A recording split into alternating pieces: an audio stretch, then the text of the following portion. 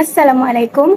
Hari ini saya bersama ahli kumpulan saya ingin membentang tugasan 3 iaitu pembentangan kumpulan penulisan akademik GWCP 1042 yang bertajuk Akhlak Mulia Masyarakat Sejahtera. Untuk tugasan ini, kami memilih artikel yang bertajuk Bahasa Melambangkan Akhlak dan Sasiah Diri. Sebelum kami memulakan perbentangan, saya ingin memperkenalkan ahli kumpulan saya terlebih dahulu. Kumpulan saya terdiri daripada Nur Izan Hanani binti Salahuddin, Nur Alfiana binti Ribin dan saya Nur Aisyah binti Ahmad Kushairi. Baiklah, pertama sekali saya akan membentangkan analisis kami terhadap keutuhan wacana pada artikel berita yang telah kami rujuki. Keutuhan wacana boleh dibahagikan kepada 4 domain, iaitu keutuhan semantik, keutuhan leksikal, keutuhan gramatikal dan keutuhan fonologi. Baiklah, pertama sekali keutuhan semantik. Pada artikel tersebut, terdapat hubungan semantik di antara bahagian-bahagian wacana. Antaranya ialah hubungan sebab dan hasil. Contohnya, penggunaan ayat pada artikel tersebut ialah hal ini dibuktikan melalui lebih kurang 20,000 manuskrip bahasa Melayu dalam tulisan Jawi. Kewujudan tulisan Jawi membawa kepada perkembangan pesat tamadun Islam pada suatu masa dahulu. Di sini kita dapat rumuskan ayat yang pertama tersebut merupakan sebab dan ayat kedua merupakan hasilnya. Okey, seterusnya hubungan latar dan kesimpulan. Contoh pada artikel tersebut ialah sehubungan dengan itu, kita perlulah menghargai bahasa dan menghormati bahasa kebangsaan dalam setiap aspek kehidupan. Allah SWT mengurniakan bahasa Melayu sebagai bahasa negara di negara ini dan sebagai pengembang tamadun. Selain itu, terdapat juga hubungan semantik dari segi konteks atau luar wacana. Antaranya ialah kesatuan tajuk atau topik. Contoh yang ada dalam artikel itu ialah bahasa janganlah dijadikan sebagai alat pemecah belah, memfitnah, mengadu domba dan sebagainya. Pada masa ini, bahasa sudah tidak dihormati dan dihargai kerana digunakan untuk tujuan yang sangat negatif. Pada ayat tersebut,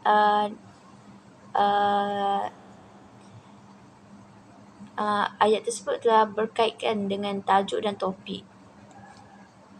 Ayat terakhir ialah laras bahasa yang bersesuaian, di mana artikel ini menggunakan laras bahasa berita. Seterusnya ialah keutuhan leksikal. Berdasarkan analisis artikel berita tersebut, terdapat antonim iaitu kata yang berlawan maksudnya. Contoh yang ada dalam artikel tersebut ialah terlajak perahu boleh diundur, terlajak kata buruk padanya. Selain itu, terdapat juga hiponim iaitu kata yang maknanya terangkum dalam makna kata yang lain. Contoh pada artikel tersebut ialah hal ini dibuktikan melalui lebih kurang 20,000 bahasa Melayu dalam tulisan Jawi. Kewujudan tulisan Jawi telah membawa kepada perkembangan pesat tamadun Islam pada suatu masa dahulu. Keutuhan leksikal yang seterusnya ialah pengulangan kata yang sama. Misalnya pada artikel tersebut ialah menurut beliau, bahasa sangat penting kerana segala maklumat dan ilmu disampaikan melalui bahasa. Buktinya, wahyu yang disampaikan oleh Allah SWT juga adalah melalui bahasa Arab. Di sini kita boleh lihat pengulangan perkataan bahasa dalam ayat yang berikut. Okey. Seterusnya ialah unsur bersambut. Contoh yang terdapat dalam artikel ini ialah mempelajari bahasa lain adalah tidak salah, tetapi janganlah sekali memperkecil dan mengetepikan bahasa Melayu sebagai bahasa kebangsaan. Baiklah, di samping itu terdapat juga keutuhan gramatikal pada artikel tersebut, antaranya ialah penggunaan kata hubung. Contohnya kata hubung yang berfungsi sebagai penghuraian dalam wacana, iaitu bahkan. Selepas itu, kata hubung yang berfungsi sebagai pengembangan idea. Contohnya oleh itu, kerana, tetapi. Ada juga kata hubung yang berfungsi sebagai penambahan iaitu tambahnya lagi sehubungan dengan itu. Keutuhan gramatikal yang seterusnya ialah kata rujukan. Pada artikel tersebut terdapat penggunaan kata rujukan kita, itu dan ini. Akhir sekali, saya juga telah menganalisis keutuhan fonologi. Hubungan wacana dari aspek fonologi berdasarkan hentian, intonasi dan nada suara. Dalam wacana tulisan, unsur-unsur paralinguistik ialah alat-alat yang digunakan untuk memperjelaskan wacana. Dalam wacana tulisan pula, alat-alat tersebut ialah tanda baca seperti noktah, koma, tanda soal, titik bertindih dan sebagainya. Contoh yang terdapat dalam wacana yang dirujuki ialah dalam gambar tersebut ialah artikel dan terdapat tanda baca seperti koma, noktah serta titik bertindih. Hal berikut telah memudahkan pembaca untuk memahami suatu wacana tersebut. Baiklah, itu sahaja dari saya. Pembentangan ini akan diteruskan oleh rakan saya yang seterusnya. Seterusnya, kita beralih kepada kejelasan wacana di mana artikel ini mengandungi kejelasan penggunaan bahasa formal serta koheren dan kohesi. Baiklah, pertama sekali penggunaan bahasa formal di mana jelas bererti mudah difahami, mudah dibaca, tidak memberi ruang untuk disalah tafsirkan, tidak bersifat samar-samar dan tidak kabur. Contoh yang terdapat dalam artikel ialah bahasa Melayu juga ditakdirkan sebagai wasilah untuk perkembangan syariat Islam dan aspek kehidupan lain. Baiklah, seterusnya koheren dan kohesi.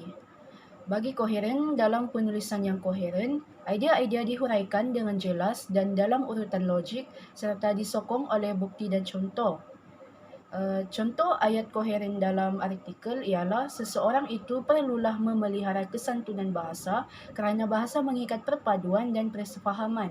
Bahkan bahasa juga boleh menyebabkan berlakunya percanggahan dan perseteruan. Seperti kata peribahasa Melayu, terlajak perahu boleh diundur, terlajak kata buruk padahnya. Baik, akhir sekali ialah kohesi. Kohesi ialah tautan yang merujuk kepada aspek formal bahasa dalam sesuatu wacana atau teks. Tautan menghasilkan kesepaduan dalam penulisan wacana. Contohnya, dalam artikel ni, ayat kohesi ialah bahasa merupakan nikmat dan kurniaan terbesar Allah Subhanahu Wa Taala kepada manusia selain akal. Bahasa juga sangat berkaitan dengan akhlak kerana penggunaan bahasa yang baik menggambarkan seseorang yang berakhlak tinggi. Dan topik terakhir dalam pembentangan kami pada hari ini ialah hubung kait membuat rujukan kepada sumber yang sahih berpandukan ajaran Islam. Di dalam tajuk ini, saya ingin membentang mengenai apa itu rujukan, kepentingan membuat rujukan dalam penulisan akademik, dan yang terakhir, kepentingan membuat rujukan kepada sumber yang sahih berpandukan ajaran agama Islam. Apa itu sumber rujukan? Sumber rujukan merupakan tempat datangnya sesuatu pengetahuan. Terdapat pelbagai jenis sumber rujukan, tetapi bukan semuanya boleh dianggap sebagai sumber rujukan yang sah, yakni sah untuk diyakini. Pada umumnya, sumber rujukan yang sah adalah seperti berikut. Yang pertama, buku yang diterbitkan oleh penerbit yang ternama. Yang kedua, kamus dan majalah yang menjadi rujukan asas. Contohnya, Kamus Dewan, Kamus Oxford Fajar, majalah terkenal seperti National Geographic, majalah karyawan dan terbitan, Dewan Bahasa dan Pustaka, Karang Kraft dan lain-lain lagi yang hanya mendapat reputasi dan saranan yang tinggi oleh para akademis. Dan yang ketiga, buku agama, kitab-kitab tafsir, buku undang-undang perundangan yang disanjung tinggi serta menjadi panduan hidup. Misalnya, kitab suci, kitab karyawan ahli tafsir dan falsafah kehormat, hadis-hadis, kata-kata hikmat dari pemimpin dan cendekiawan ternama dan kehormat, serta buku perundangan seperti akta dan peraturan-peraturan yang menjadi asas kepada perlembagaan sesebuah negara dan pertubuhan utama. Seterusnya yang keempat, surat khabar yang menikmati reputasi yang tinggi, seperti akhbar harian yang mendapat sambutan tinggi oleh pembaca. Majalah gosip seharusnya tidak dijadikan sumber rujukan. Yang kelima, jurnal. Jurnal adalah sejenis majalah yang memuatkan hasil kajian akademik. Dalam menggunakan maklumat dalam jurnal, kita seharusnya membuat pertimbangan terlebih dahulu kerana bukan semua hasil kajian adalah menepati kebenaran. Cara terbaik dalam memilih jurnal yang boleh dipercayai hasil kajiannya adalah melihat sama ada jurnal itu mempunyai sumber rujukan dan kaedah saintifik yang utuh dan boleh dipercayai. Selain itu, lihat juga kaedah pengolahan ayatnya agar ianya teratur. Kemudian, lihat juga jurnal itu adalah hasil kajian dari siapa.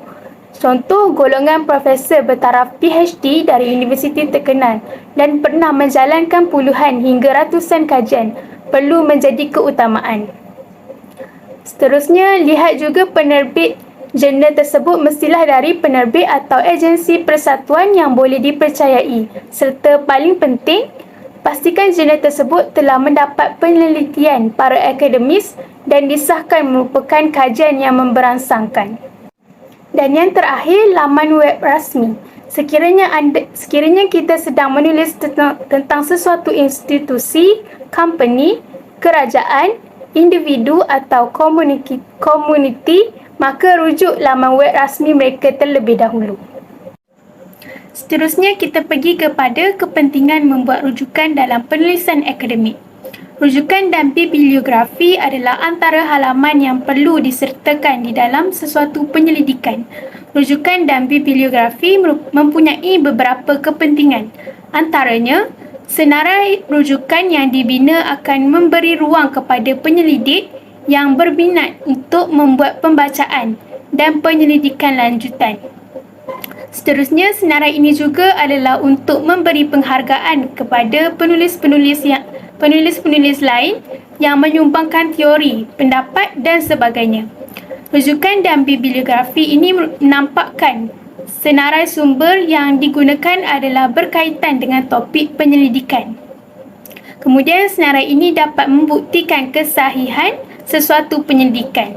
Rujukan dan bibliografi adalah alat untuk merekod maklumat yang digunakan dan boleh membantu sekiranya maklumat tambahan diperlukan atau hilang.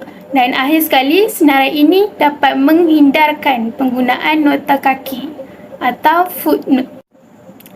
Dan akhir sekali, kepentingan membuat rujukan kepada sumber yang sahih berpandukan ajaran agama Islam. Yang pertama, dapat mengelak berlakunya plagiat. Rasulullah SAW bersabda, orang yang berpura-pura berpenampilan dengan sesuatu yang tidak diberikan kepadanya bagaikan orang yang memakai dua pakaian palsu ataupun kedustaan. Hadis Bukhari dan Muslim. Yang kedua, dapat menghindari penyebaran maklumat palsu.